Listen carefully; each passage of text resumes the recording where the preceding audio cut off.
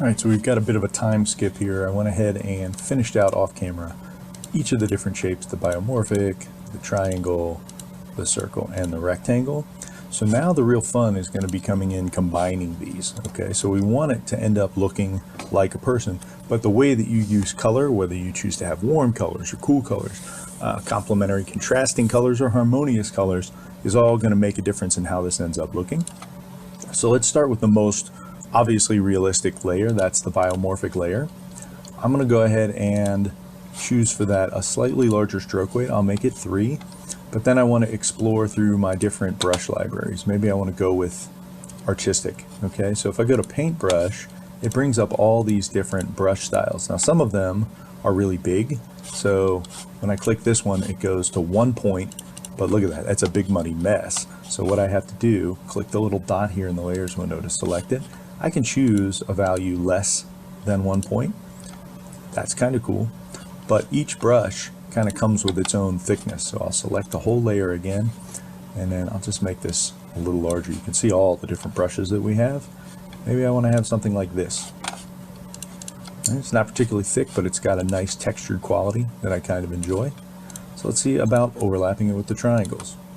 All right, the triangles right now are at 2 point stroke, and they're using a basic uniform brush. Well, you could try something like this where it's a wide profile.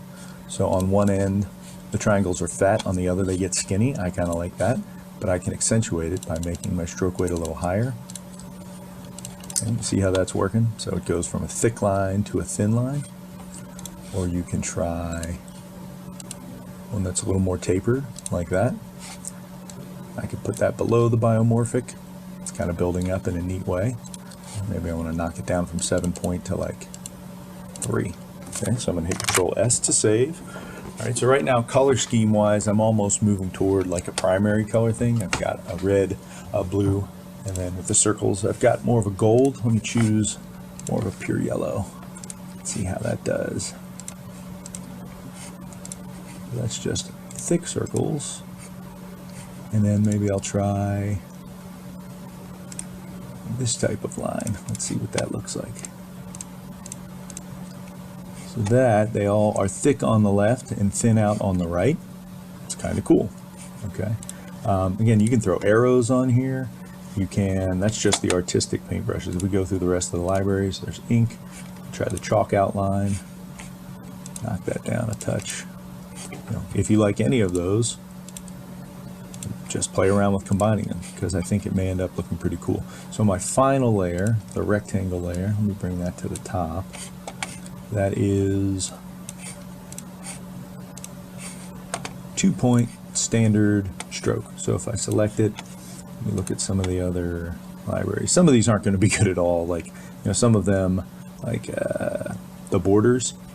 If I go to decorative, I don't think you're going to want that applied.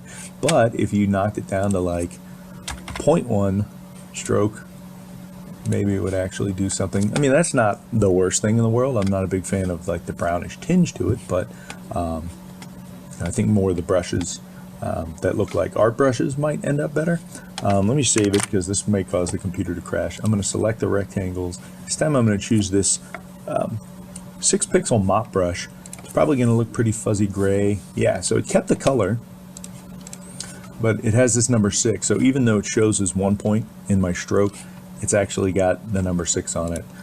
So it's much, much larger than it would appear otherwise. So I might have to choose 0.25 points. I mean, it's in the drop-down menu, but that at least brings it into something closer to a line rather than a blob. So again, I've got all these different colors going. Maybe this would work better if it was not green. So let me throw a burgundy on there. And then we're back to like our primary colors. Right? Maybe you think, oh, I want the biomorphic to be like an intense orange or brown because you want it to be more of a warm color composition. That is fine. Okay. Now the layer order at which you have this, if you put the more closely detailed biomorphics in the front, I couldn't blame you because that is going to look the closest to a contour. But you can play around with putting things up or down. You can even select the entire layer, and if you go to your window transparency, It says it's up somewhere, I don't see it. There's transparency. So there's this transparency window. You can have entire layers be less transparent or interact like multiply. So if I make all of these layers multiply, then wherever they overlap, that area will get darker.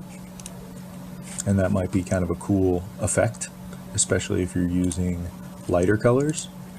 I could pick more of like a pink or a magenta,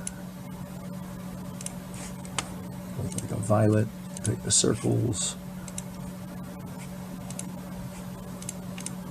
Then you can see where it overlaps, it gets really, really dark because we've got these multiply dark circles. And even if I were to mix a violet that's much lighter, and I think I'm going to choose like a deep purple for that. So then I've got this kind of harmonious analogous color thing going on where I'm going from purple all the way up to red violet. That's kind of cool. I'm digging it. All right, so here's what I'm going to do. I'm going to save my work, and since I like the way this looks combined, I'm going to go to File, Export, and do Export As. Now, whether you choose to export as a PNG or a JPEG is entirely up to you, but you do want to make sure that you check this Use Artboards button, and when you export it, always choose high resolution, okay? We don't need it to be transparent. It can be on white. It could be transparent if you wanted, but the main thing is choose high resolution.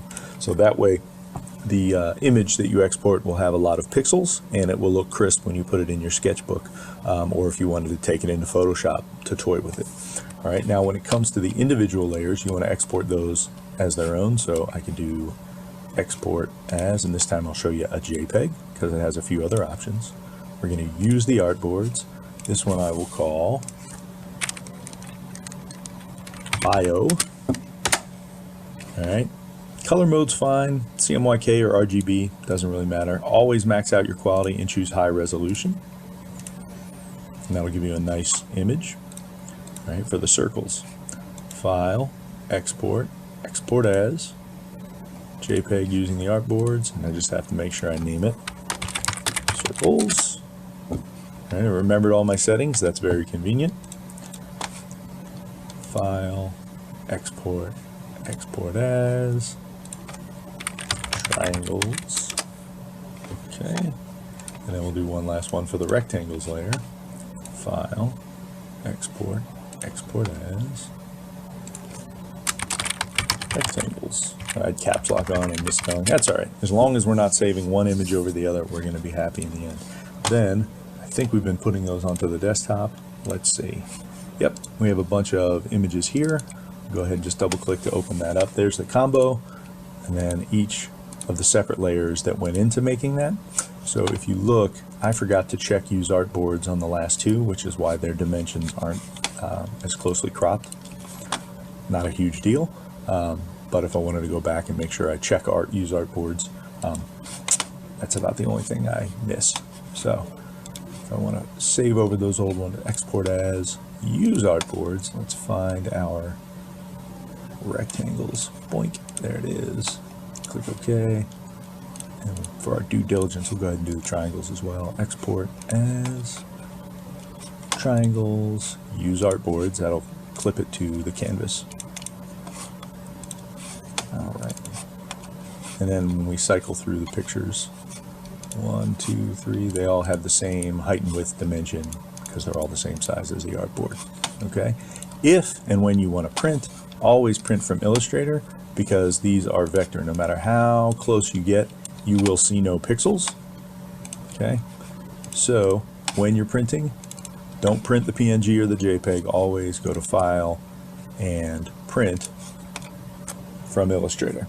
Now, the media size is defined by the driver. You could print this quite large, and it won't have any loss in resolution. So that's one of the really nice things. So if you want me to print it out on the big Epson poster printer at like 18 by 24 inches or 16 by 20, make sure that you put your Adobe Illustrator file, put a copy of that into your Google Drive folder, okay?